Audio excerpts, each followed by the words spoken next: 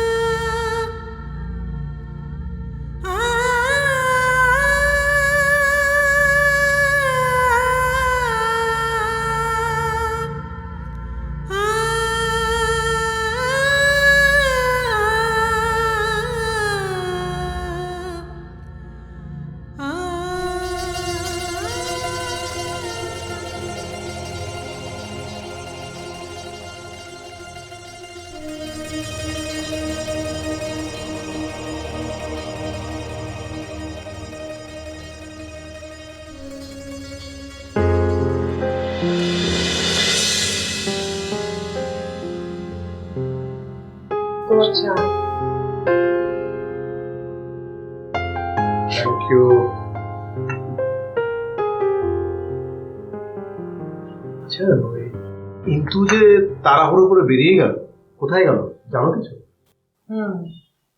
ওই যে সেদিন বললো না, ও হাসপাতালে গিয়েছিল কাস্টমারের এক ওয়াইফকে দেখতে। উনি আজ ভোরে মারা গেছেন।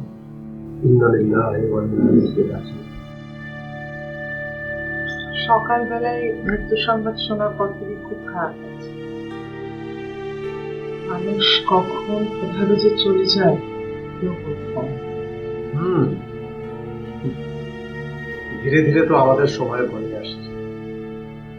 আজ আছি তো আছি, কাল কি হবে কোনো নিশ্চয়তা নেই।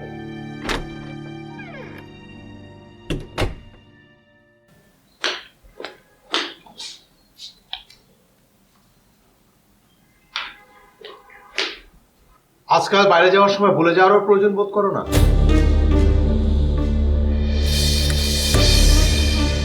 ভালো। কোথায় যাচ্ছিস? খেয়ে নে। বলার দরকার নেই, কিছু জানতেও চাইবো না।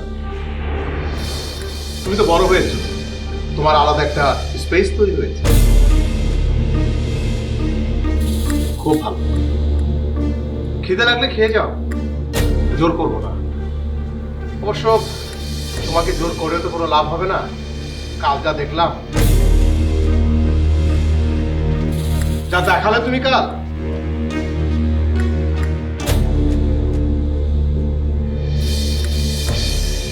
বড়ই যখন হয়ে গেছো, বাবা হিসেবে আমার দায়িত্ব তোমার বিয়ে দেয়া।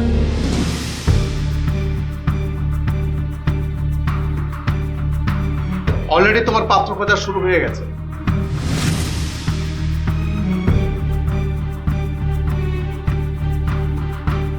নিশ্চিত থাকো যে কয়েকদিনের মধ্যেই তোমার বিয়ে।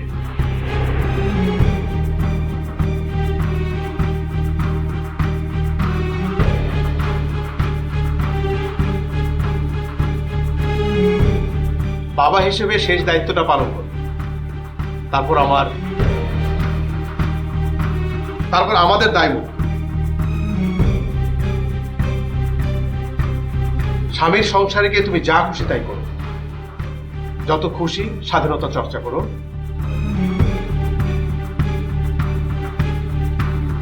আমরা কেউ বাধা দিব না।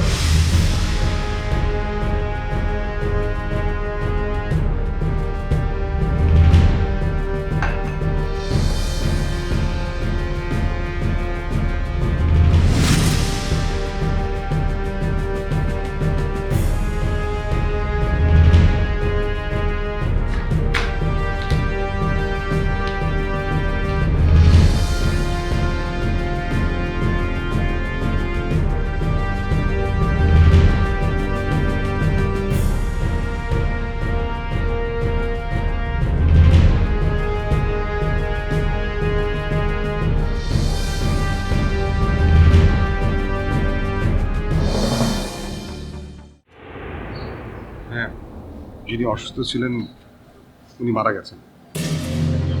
বলো কি তুমি?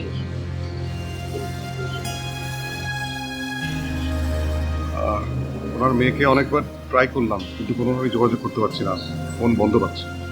শুধু তো আমাদের সাথেই বের হলো, বললো যে বাংলাদেশে দ্রুতই রওনা দিবে।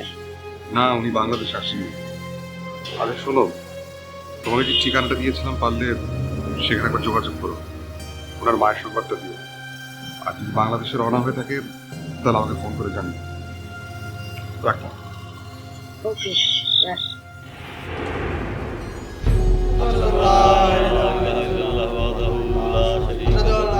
أشهد أن محمدا عبده ورسوله أشهد أن أشهد أن لا إله